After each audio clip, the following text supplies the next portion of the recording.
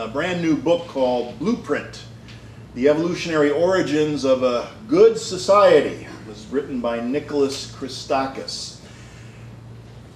And in the book he's making the case that despite a human history that's filled with violence, we can't escape what he calls our social blueprint for goodness, and that over time what we're doing is we're creating this positive feedback loop which is going to reinforce that tendency we have for wanting to create a good society, which means whether we like it or not, we're going to be making the world a better place for more and more people. It's in our nature to do that.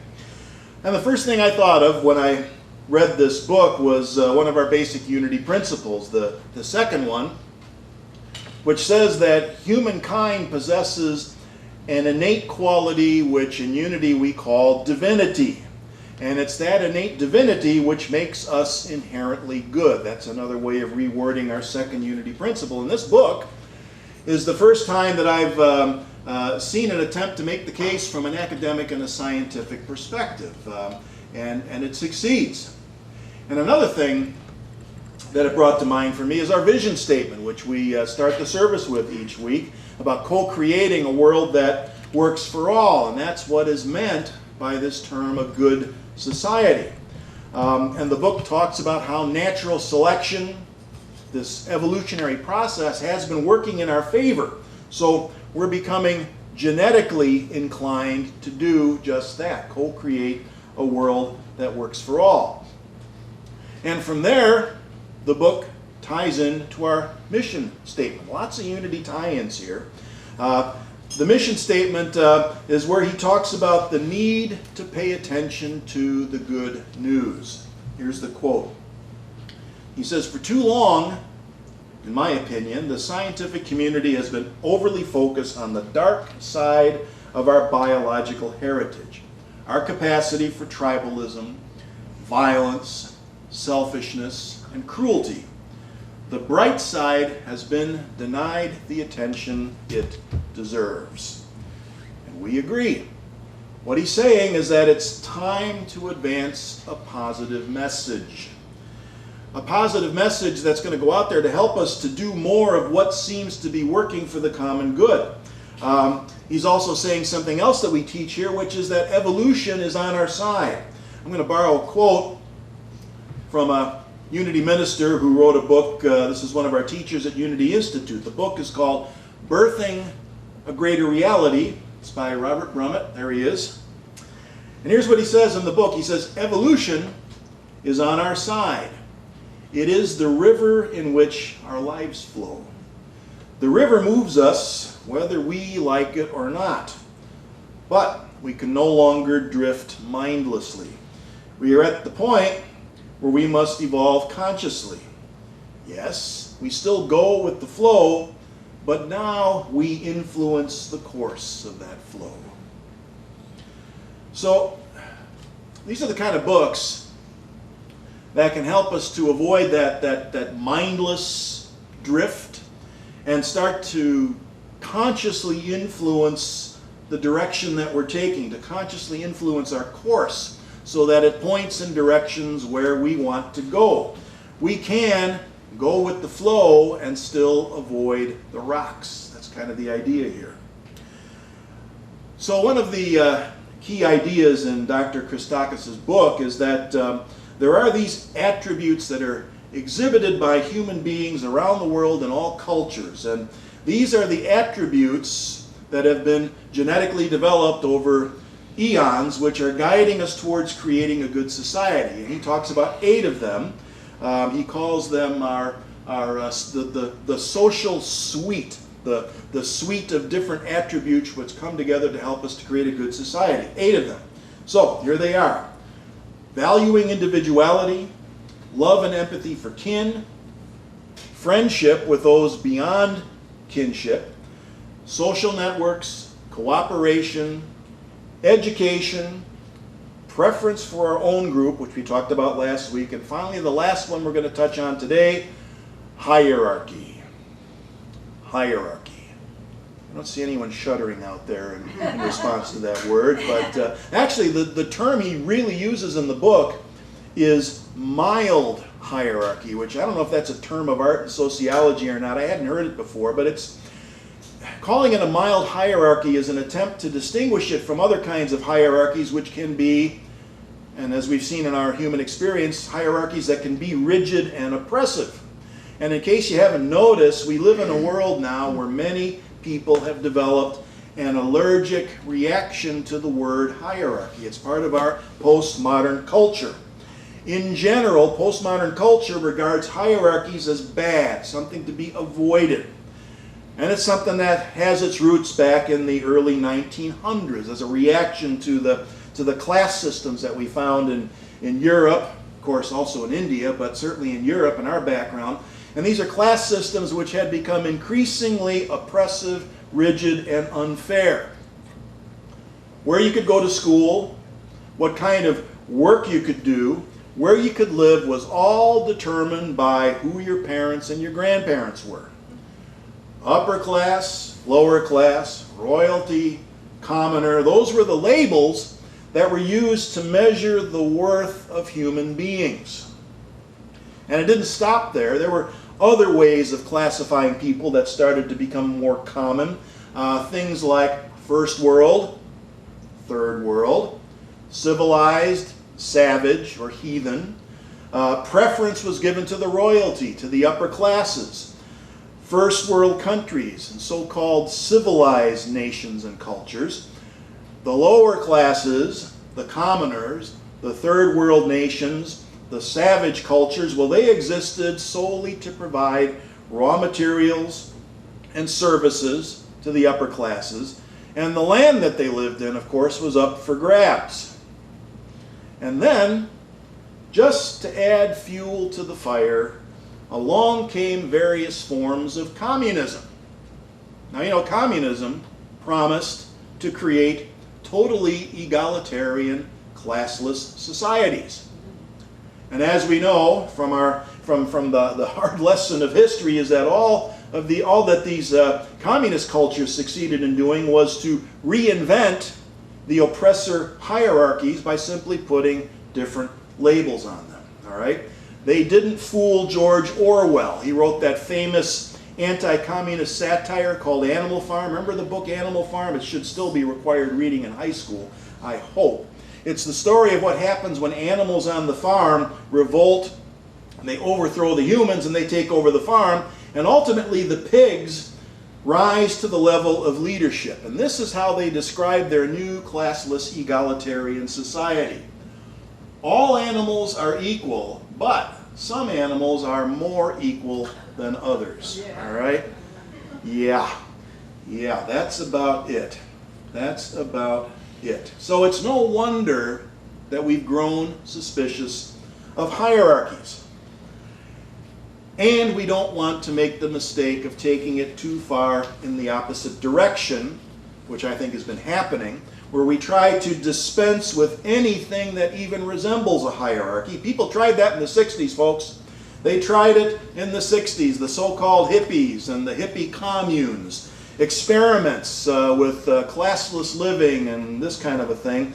And what they found out, and again I think history teaches us, that without some kind of an organizational plan based on things like, oh, I don't know, leadership and expertise, those experiments, those communities, without exception, failed. In fact, Dr. Christakis points out that any attempt to engineer a society which excludes any one of those 8 attributes in the social suite is doomed to failure. Those are essential things that we bring to the table, and if we try to negate one of them, we're setting ourselves up for failure.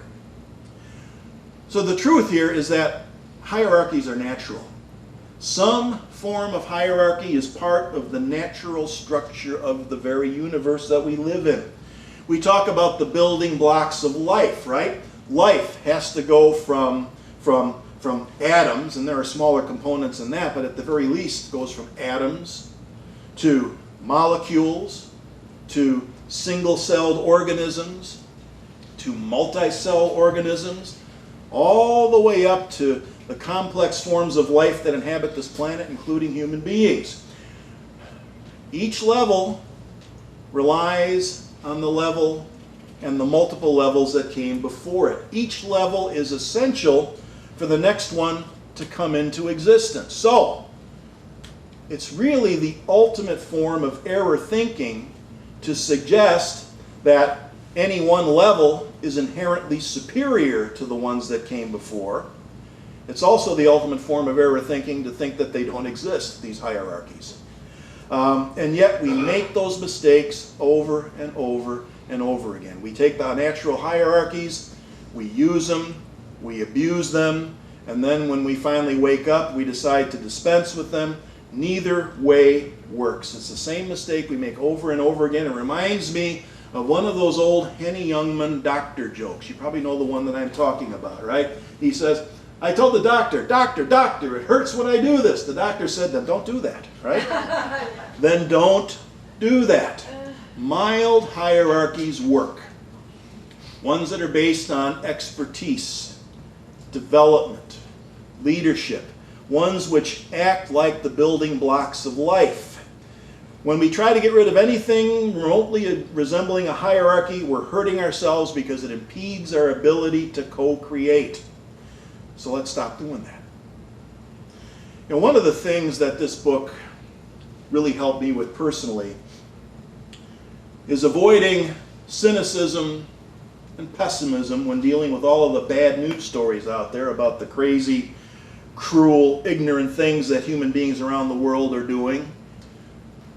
Brexit in the UK, Hindu nationalism in India, Buddhists attacking Muslims in Myanmar, ISIS and Al-Qaeda trying to return the Middle East to the Stone Age, the resurgence of white supremacy in this country, the news we got from Virginia Beach on Friday.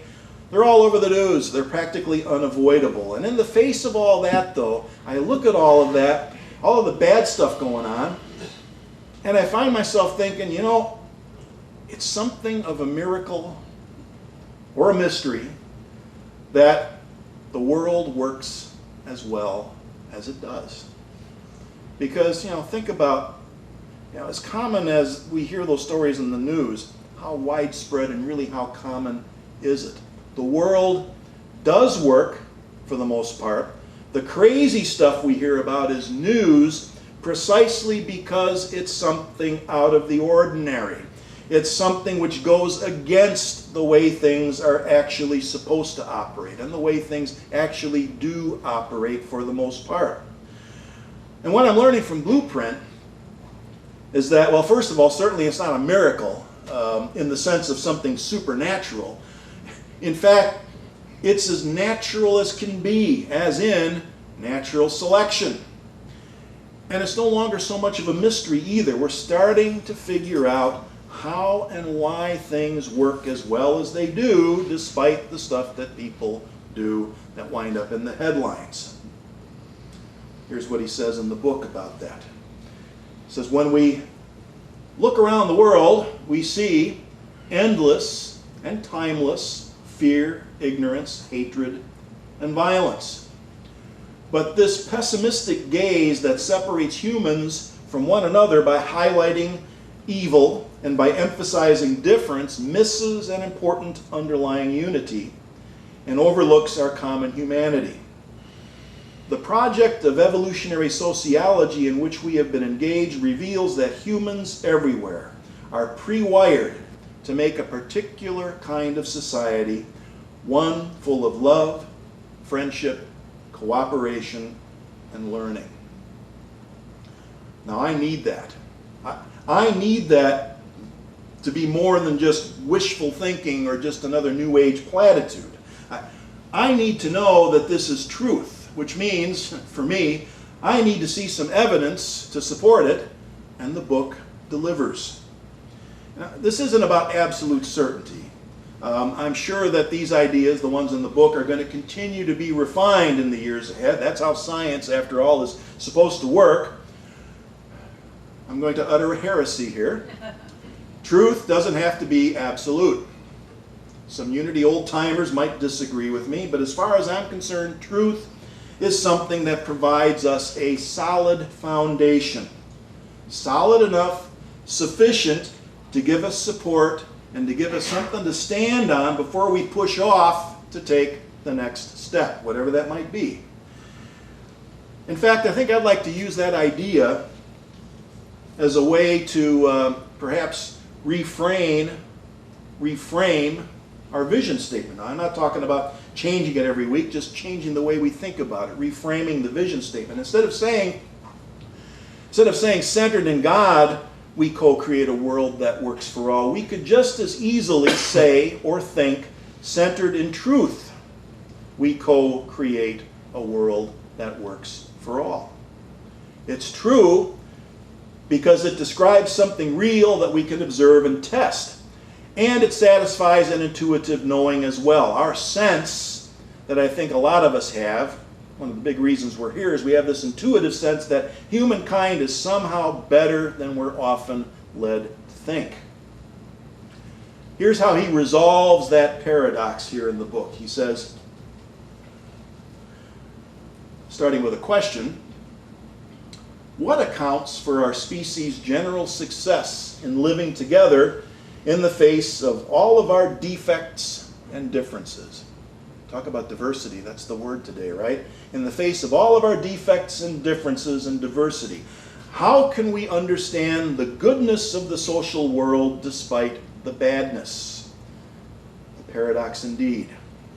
This is the vindication of our confidence in the virtue of society, despite its numerous failures, so obvious to anyone. This is not just idle optimism, rather it's a recognition of the fundamental good that lies within us. That's where it starts. So, my wish for all of us is that our brief introduction to this book will leave us feeling more comfortable and confident in choosing to appreciate, to continue to appreciate and to affirm our general success in living together and our ongoing recognition of the fundamental good that lies within us, which is at the core of what we teach in Unity. I'm thinking that this is something that can make the difference between thriving rather than just surviving, which is what we're all about here. See you next week.